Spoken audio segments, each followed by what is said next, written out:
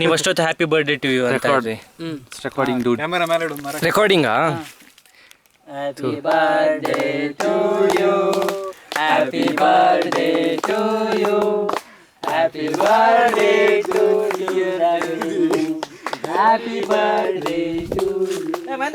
ಇನ್ನೊಂದ್ಸರಿ ನಾನು ಅವನ್ನ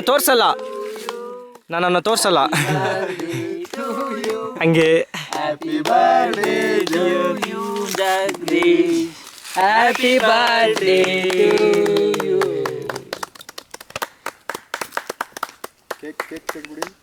ಕಾವೇರಿ ನಿಸರ್ಗಧಾಮದಲ್ಲಿ